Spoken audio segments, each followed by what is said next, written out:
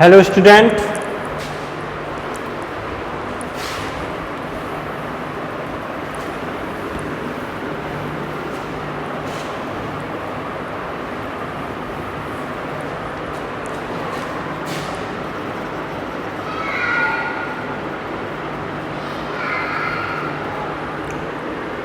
Class 12 biology वंशागति के नियम, ये चैप्टर हम पढ़ रहे हैं, वंशागति एवं विभिन्नताएं।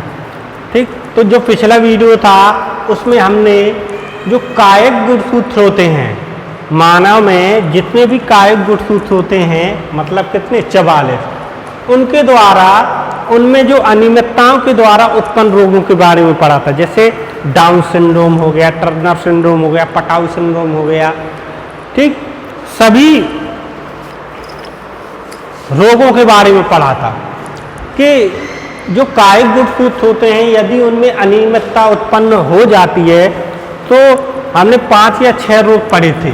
ये जन्मजात रोग होते हैं, मतलब जन्म से ही बच्चों में इसके लक्षण दिखाई देने लगते हैं।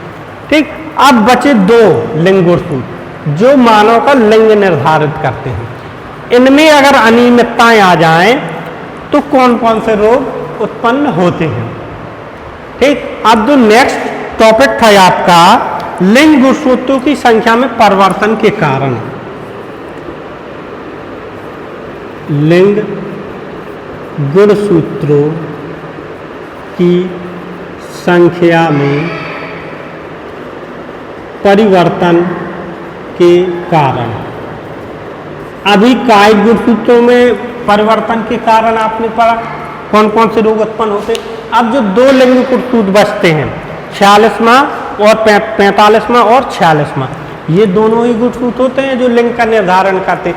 मतलब सभी कायिक जो गुणसूत्र होते हैं वो समान होते हैं, सिर्फ 2 ही लिंग गुणसूत्र अलग अलग होते हैं। एक 45वां होता है XX, 46वां होता है XY। इन दोनों में अगर अनियमितता आ जाती है तो कौन कौन से रोग उत्पन्न हो जाते हैं। तो इनमें पहला रोग है क्लाइनफेल्टर सिंड्रोम। पहला रोग है क्लाइनफेल्टर सिंड्रोम। ठीक, देखो अगर हम क्लाइनफेल्टर सिंड्रोम की बात करें तो सीधे नॉर्मल अगर हम समझे तो क्लाइनफेल्टर सिंड्रोम में क्या होता है, जो 2 लिंग गुणसूत्र पाए जाते हैं अलग अलग, एक तो XX दूसरा XY, ये होता है 45वां, ये होता है 46वां। ठीक, तो क्या होता है, ऐसे लोग जो बच्चे क्लाइनफेल्टर सिंड्रोम से ग्रसित होते हैं उनमें क्या होता है, निषेचन प्रक्रिया के दौरान ये वाला X जो का को फीमेल को चिन्हित करता है या फीमेल को बताता है। ठीक, कहां पर आ जाता है, पुरुष में आ जाता है। मतलब तो क्या हो जाते हैं XXY। मतलब जो 46वां गुणसूत्र होता है, मतलब 22 जोड़ी हो 23 जोड़ी हो तो 23वां जोड़ा जो होता है उसमें एक X एक्स्ट्रा हो जाता है।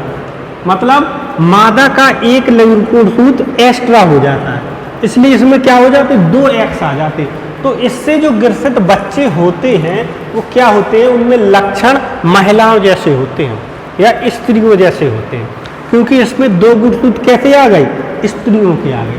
तो ये ट्राइसोमी अवस्था हो गई, 3 हो गए। तो इस प्रकार इसमें भी 47 गुणसूत्र होंगे।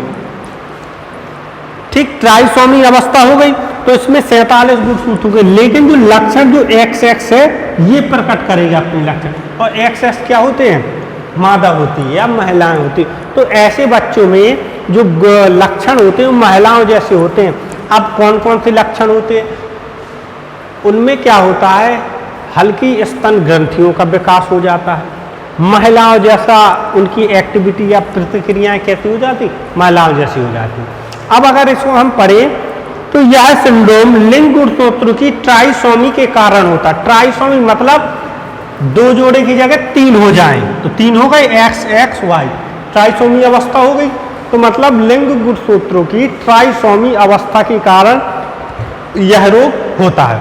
आगे पढ़ते हैं, इसमें XXY लिंग गुणसूत्र होते हैं, XXY लिंग गुणसूत्र होते हैं, मतलब 2 X होते हैं और Y। जो डबल एक्स क्या करता है, मादा या फीमेल को रिप्रेजेंट करता है और उसी के लक्षण जाते हैं। अतः इसमें 47 गुणसूत्र होते हैं। इस रोग से ग्रसित बच्चों में क्या होते हैं, 47 गुणसूत्र होते हैं। इनमें पुरुष भी स्त्रियों के लक्षणों को मिश्रण पाया जाए। अच्छा, इनमें पुरुषों में स्त्रियों के लक्षण पाए जाते हैं। जो पुरुष होता है उनमें कैसे स्त्रियों के लक्षण पाए जाते हैं, हर लक्षण मैच करता है स्त्रियों से। जैसे हम बोलते हैं ना, जो जिसको बोलते हैं वाई जेंडल, से वो बोलते हैं छक्का बोलते हैं, उन्हीं के लक्षण आ जाते हैं। ठीक, आगे पढ़ते हैं। वायु गुणसूत्र की उपस्थिति के कारण इनका शरीर लंबा एवं सामान्य पुरुषों जैसा होता है। अब इसमें वायु गुणसूत्र जब उपस्थित है तो इनके शरीर का स्ट्रक्चर तो कैसा होगा, सामान्य पुरुषों की भांति लंबा और चौड़ा होगा। ठीक, जो वायु गुणसूत्र उपस्थित होने के कारण इनका शरीर कैसा होगा, सामान्य पुरुषों की भांति लंबा और चौड़ा होता है। लेकिन अतिरिक्त एक्स गुणसूत्र के कारण, लेकिन जो अतिरिक्त एक्स गुणसूत्र इसमें आ गया है, इनके वृषण तथा अन्य जननांग व जनन ग्रंथियां अल्प विकसित होती हैं। तो इनके वृषण होता है जो मुख्य नर जनन अंग होता है, और अन्य नर जनन अंग वृषण के अंदर वो क्या होते हैं, वो सभी अल्प विकसित होते हैं, मतलब पूर्ण रूप से विकसित नहीं होते, वो जनन करने के योग्य नहीं होते हैं। इसे हाइपोगोनेडिज्म, उसको हाइपोगोनेडिज्म भी कहते हैं। हाइपोगोनेडिज्म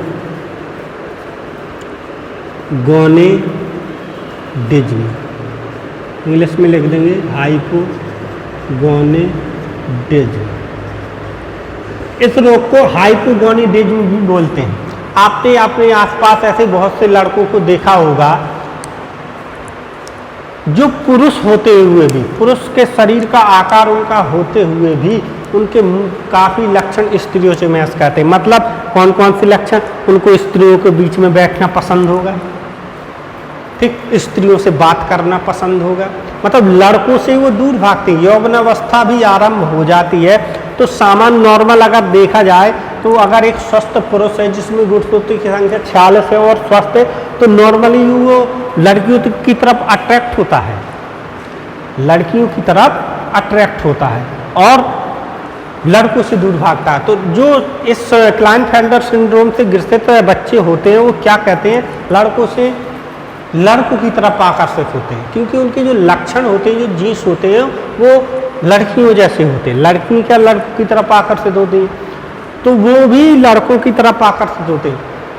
ठीक, लेकिन जो गुण होते हैं महिलाओं जैसे, महिलाओं से बात करना पसंद होगा, महिलाओं के बीच में ज़्यादातर बैठेंगे, मतलब वो आपको ऐसा, अपने आप को ऐसा महसूस कराएंगे कि हम भी इनमें से एक हैं, मतलब महिलाओं में से भी हम एक हैं। ऐसे लक्षण होते हैं उनमें और अट्रैक्ट होते हैं लड़कों की तरफ। ऐसे बहुत से, अब देखो अभी क्या हुआ, समलैंगिक जो विवाह होता है वो ऐसे ही लड़कों के बीच विवाह होता है, समलैंगिक। ऐसी लड़कियां भी होती हैं, ऐसी लड़कियों में कभी कभी क्या हो जाता है कि XXY ऐसी स्थिति आ जाती है। लड़कियों में क्या होता है, XX गुणसूत्र होते हैं, जब Y आ जाता है तो लड़कियों में भी सेम यही प्रोसेस होती है, उनको लड़कियां ही पसंद होती हैं। ठीक, तो आजकल क्या होता है, ऐसे बच्चों की संख्या बड़ी है तो उनका अट्रैक्शन, मतलब सेम जेंडर की तरफ अट्रैक्शन होता है। मतलब जैसे लड़का है तो वो लड़की की तरफ अट्रैक्ट होगा, लड़की है तो लड़की की तरफ अट्रैक्ट होगा, सेम जेंडर की तरफ अट्रैक्ट होते हैं। तो अभी बहुत से देशों ने एक कानून भी पारित किया है, समलैंगिक विवाह। समलैंगिक विवाह उन्हीं बच्चों या उन्हीं संतानों से होता है जो इस रोग से ग्रसित होते हैं और उनका अट्रैक्शन सेम जेंडर की तरफ होता है। ठीक, आगे पढ़ते हैं। इसमें शुक्राणुओं का निर्माण नहीं होता है, जो नर होता है उनमें शुक्राणुओं का निर्माण नहीं होता है और स्त्रियों के समान स्तन भी विकसित हो जाते हैं। ठीक, और जब वयस्क होते हैं तो स्त्रियों के समान स्तन विकसित होने लगते हैं उनमें।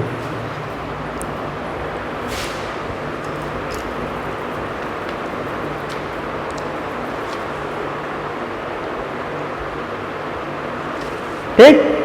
तो ये मुख्य लक्षण होते हैं इस रोग से कि जब वो वयस्क होते हैं तो स्त्रियों के समान उनमें स्तन उत्पन्न होने लगते हैं। अब जो नेक्स्ट दूसरा रोग है टर्नर सिंड्रोम।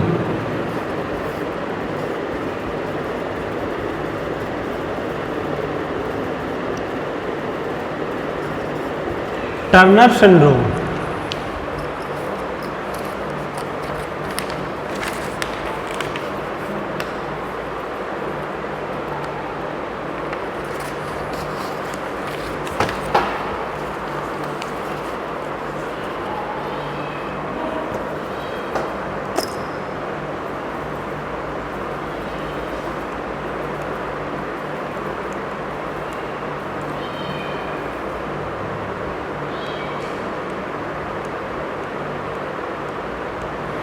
ठीक।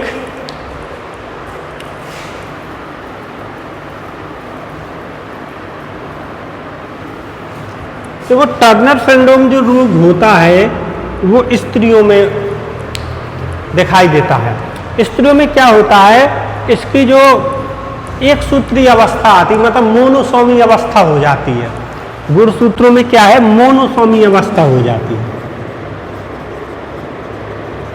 मोनोसोमी में क्या होता है, एक गुणसूत्र कम होता है, जैसे एक्स एक्स होते हैं तो एक एक्स गुणसूत्र नहीं होता है, किसी जोड़े में एक ही एक्स गुणसूत्र अकेला बचता है। तो मोनोसोमी अवस्था में क्या 46 की जगह कितने गुणसूत्र होते हैं, 43 गुणसूत्र हो जाते हैं। ये मोनोसोमी अवस्था होती है स्त्रियों में कि एक गुणसूत्र में क्या होता है, एक जोड़े में केवल एक ही गुणसूत्र होता है। तो उस रोग को कहते हैं टर्नर सिंड्रोम। टर्नर्स ऐसा होता है, टर्नर्स। एक मिनट,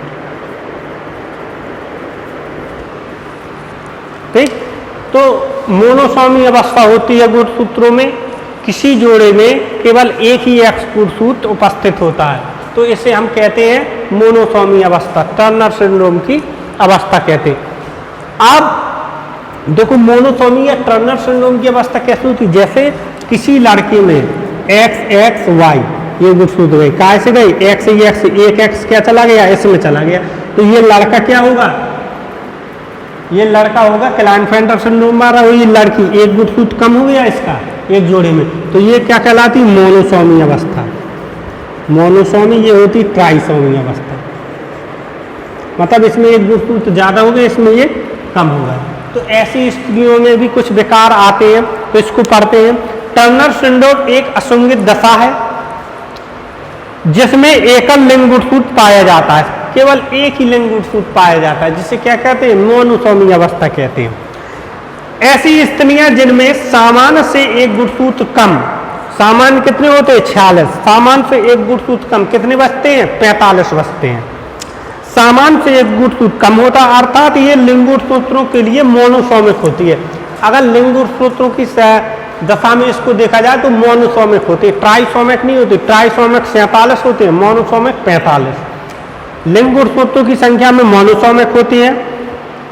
इनका कद छोटा एवं जननांग अल्प विकसित होते हैं, ये कद में छोटी होती हैं और इनके जननांग कैसे होते हैं, अल्प विकसित होते हैं। वक्ष चपटा तथा जनद अनुपस्थित होते हैं, जनद अंग क्या होते हैं, अनुपस्थित होते हैं। वक्ष जो स्तन ग्रंथियां होती हैं वो क्या होती है, छोटी होती हैं। अतः ये स्त्रियां नपुंसक या बांझ होती हैं। इस प्रकार की स्त्रियां नपुंसक होती हैं, बांझ होती हैं, इनमें जनन की प्रोसेस नहीं हो सकती है, ठीक। तो जो लिंग गुणसूत्र होते हैं इनमें अनियमितता के कारण दो ही रोग उत्पन्न होते हैं, एक तो क्लाइनफेल्टर सिंड्रोम, दूसरा होता है टर्नर सिंड्रोम, ठीक। तो इन दोनों की हम पीडीएफ या लिखने का मटेरियल आपको सेंड कर देंगे, तो आप उससे अपना लिखने का मटेरियल जो होगा वो लिख लेना। अब जो नेक्स्ट टॉपिक आता है आपका सी नंबर, अभी आपने ए नंबर पढ़ा, बी नंबर, ए नंबर क्या है, कायिक गुणसूत्रों की संख्या में अनियमितता के कारण, दूसरा लिंग गुणसूत्रों में की संख्या में अनियमितता के कारण। अब जो तीसरा आपका है कायिक गुणसूत्रों में जीन्स उत्परिवर्तन, जो जीन्स होते हैं गुणसूत्रों में उपस्थित, उनमें अगर परिवर्तन हो जाए तो कौन कौन से रोग उत्पन्न होते हैं। सी नंबर है आपका कायिक गुणसूत्रों में उपस्थित कायिक गुणसूत्रों में जीन्स उत्परिवर्तन द्वारा में उपस्थित जीन्स उत्परिवर्तन द्वारा, मतलब अभी गुणसूत्रों में परिवर्तन द्वारा उत्पन्न थे ये रोग। अब गुणसूत्र में क्या उपस्थित होते हैं? जीन्स उपस्थित होते हैं। डीएनए में गुणसूत्र होते हैं, गुणसूत्र में जीन, ये सभी एक दूसरे पर स्थित होते हैं। तो जो गुणसूत्र में जीन्स में उत्परिवर्तन के कारण कुछ रोग उत्पन्न होते कि जीन्स में उनके परिवर्तन हो गए, जीन्स में अनियमितताएं आ जाती हैं। तो जीन्स में अनियमितताओं के कारण कौन कौन से रोग होते हैं? नंबर 1 है रंगहीनता, इसी को बोलते हैं क्रेटिनिज्म।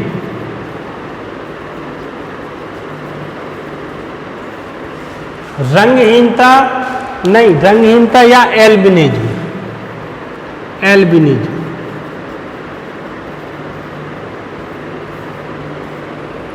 रंगहीनता या एल्बिनिज्म। रंगहीनता से मतलब होता है वो रंगों में भेद नहीं कर पाते हैं। ठीक, तो इसमें लिखा है अन्य स्तनियों की भांति मानव में त्वचा, बालों एवं आंखों की पुतली का रंग मेलेनिन नामक रंगा पदार्थ की उपस्थिति के कारण होता है। मेलेनिन एक पदार्थ होता है मानव की कोशिकाओं में, मेलेनिन। उसी मेलेनिन के कारण, ये एक पदार्थ होता है मेलेनिन, इसी पदार्थ के कारण मानव में क्या होता है? रंगों का निर्धारण होता है। आंखों का रंग उसका कैसा होना चाहिए, स्किन का रंग उसका कैसा होना चाहिए, और जो अंग है उनका रंग उसके कैसा होना चाहिए, ये डिसाइड करता है मेलेनिन। ठीक, तो देखो जीन्स के कारण, ये जीन्स में उत्परिवर्तन के कारण ये रोग होता है। ठीक, जीन्स में अनियमितता याद आती है जिससे ये रोग उत्पन्न होते हैं। तो पहला जो है रंगहीनता या जो एल्बिनिज्म, इसमें क्या होता है? रंग में भेद नहीं कर पाते हैं, मतलब रंग अलग होता है, आंखों का रंग अलग होता है, स्किन का रंग अलग होता है, बालों का रंग अलग होता है, सभी रंग क्या हो जाते हैं? अलग होते हैं, नॉर्मल इंसानों से अलग हो जाते हैं। आगे देखते हैं, अतः इस रंग की अनुपस्थिति में त्वचा सफेद सी, बाल सफेद, पुतलियां रुधिर कोशिकाओं के कारण गुलाबी या लाल दिखाई देती हैं। तो जब मेलेनिन जीन्स में उत्परिवर्तन के कारण जो मेलेनिन पदार्थ होता है वो नहीं बन पाता है, तो उसके कारण क्या होता है कि बाल सफेद हो जाते हैं, आंखें लाल हो जाती हैं, स्किन का रंग क्या हो जाता है? सफेद एवं भद्दा हो जाता है, मतलब अलग टाइप का हो जाता है। इसी दशा को रंजकहीनता कहते हैं। इसी दशा को क्या होते हैं? रंजकहीनता कहते हैं। एक मिनट और रखना, रंगहीनता नहीं, रंजकहीनता लिख लेना इधर, सॉरी गलती हुई, रंजकहीनता, रंगहीनता नहीं है, रंजकहीनता है। पढ़ने में वो रंगहीनता जैसा लग रहा है इसलिए। तो रंजकहीनता, इसी दशा को क्या कहते हैं? रंजकहीनता कहते हैं। जब किसी पुरुष में मेलेनिन नामक जो पदार्थ होता है जो डिसाइड करता है हमारे शरीर का रंग कैसा होना चाहिए, कलर कैसा होना चाहिए, आंखों का रंग, बालों का रंग कैसा होना चाहिए, तो इसके लिए जो मेलेनिन नामक पदार्थ होता है वो रिस्पॉन्सिबल होता है। और जब मेलेनिन कम होने लगता है जीन्स में और परिवर्तन के कारण, तो ऐसे बच्चों की आंखें लाल हो जाती हैं, लाल रुधिर कर्काओं के प्रभाव के कारण लाल हो जाती हैं, बालों का आकार बदल जाता है, अलग अलग कलर की हो जाती है, स्किन का आकार भूरा एवं भद्दा सा हो जाता है। तो कहा है कि रंजकहीनता रोग के कारण होता है। ये आनुवांशिक रोग है, इसे हम क्या कहते हैं? जेनेटिक रोग कहते हैं। जो जन्म से जीन में उत्परिवर्तन के कारण ये रोग होता है, इसे हम जेनेटिक रोग कहते हैं।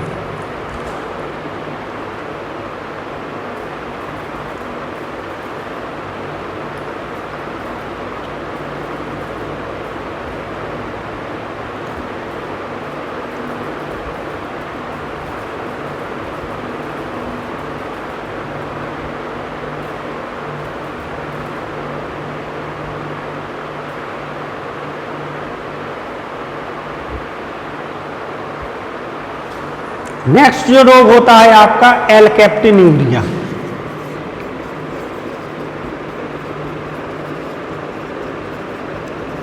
एलकेप्टिन्यूरिया, देखो ये रोग बहुत कम देखने को मिलता है लेकिन होता जरूर है। इस रोग में एक जीस जो वो होता है अम्ल के कारण होता है, फेनाइल एलेनिन। ये फेनाइल एलेनिन एक अम्ल होता है। तो जीनी उत्परिवर्तन के कारण जो फेनाइल एलेनिन अम्ल होता है, शरीर की कोशिकाओं में या ब्लड में इसकी मात्रा बढ़ जाती है। शरीर की कोशिकाओं में या ब्लड में इसकी मात्रा बढ़ जाती है। धीरे धीरे क्या होता है, शरीर में जहाँ जहाँ जॉइंट्स होते हैं उनमें इनकी मात्रा जमाव के कारण इनकी मात्रा बढ़ जाती है। और जब जमाव के कारण मात्रा बढ़ जाती है मुख्य रूप से पैरों के जोड़ों में, तो उनमें गठिया रोग जैसी समस्याएं उत्पन्न होने लगती है ऐसे लोगों में। और क्या होता है, फिर ये फेनाइल एलेनिन जो अम्ल होता है वो ब्लड में मिक्स हो जाता है और मूत्र मार्ग से बाहर निकलने लगता है।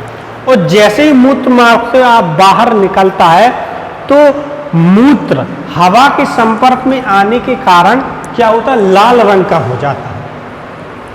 हवा के संपर्क में आने से ही मूत्र कैसा हो जाता है, लाल रंग का हो जाता है। और इस रोग से ग्रसित लोगों में गठिया या जोड़ों के रोग उत्पन्न हो जाते हैं। ठीक, तो मेनली क्या होता है, फेनाइल एलेनिन एक अम्ल होता है जो जीनी उत्परिवर्तन के कारण शरीर की कोशिकाओं में जमने लगता है और जहाँ पर जॉइंट जोड़ होते हैं वहाँ पर इकट्ठा होने लगता है। और कुछ अम्ल रुधिर में भी मिक्स हो जाता है। तो रुधिर में मिक्स होने के बाद क्या होता है, जब हम मूत्र को बाहर स्रावित करते हैं तो जब तक वो हवा के संपर्क में नहीं आता तो नॉर्मल रहता है। और जैसे ही हवा के संपर्क में आता है तो उसका रंग क्या हो जाता है, चेंज होता है। तो वो लाल रंग जैसे खून जैसा होता है, ऐसा बाथरूम में नहीं लगता। वैसे नॉर्मली काफ़ी लोगों ने देखा होगा या हमें बताया है कि हमारे जो बाथरूम आती है वो खून जैसी क्यों आती है। तो जो खून जैसी, देखो जन्मजात जो रोग होते हैं उसमें हमेशा आती रहती है, लेकिन कभी कभी क्या होता है, हम पानी कम पीते हैं तो पानी कम पीने की वजह से फेनाइल एलेनिन जो अम्ल होता है वो ब्लड में मिक्स हो जाता है, क्योंकि रहता तो हमारे अंदर ही है।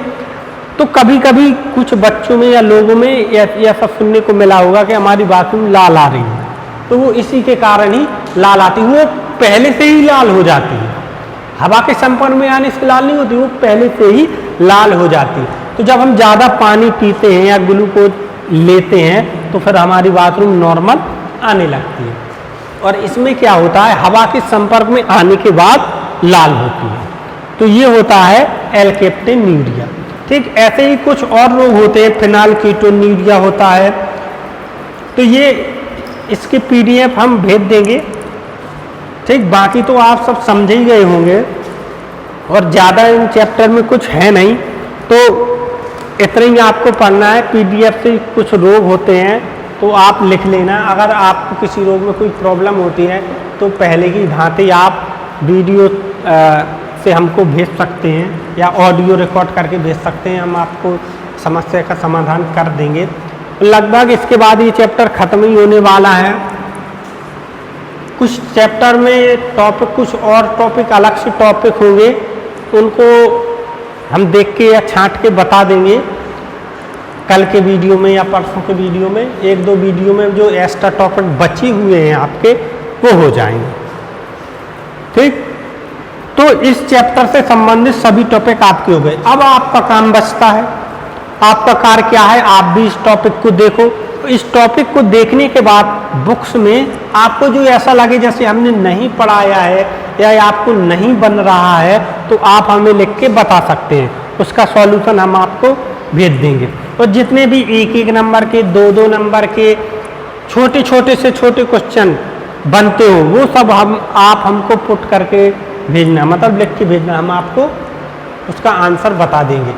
मतलब जितनी भी बुक्स है, 2-3 टाइप की, 2-3 राइटर की आपके पास, वो सभी से देखना है आप, कोई क्वेश्चन छूट ना पाए, क्योंकि बोर्ड परीक्षा है, क्वेश्चन कहीं से भी बन सकते हैं। ठीक, तो ये अब आपका काम है कि आपको कहाँ से क्वेश्चन नहीं बनते हैं, आपको क्या चीज़ समझ में नहीं आती, तो वो हम आपको भेज देंगे। ठीक। तो जो नेक्स्ट टॉपिक होगा वो अगले वीडियो में बताएंगे, इस वीडियो में सिर्फ इतना ही। ठीक है, धन्यवाद।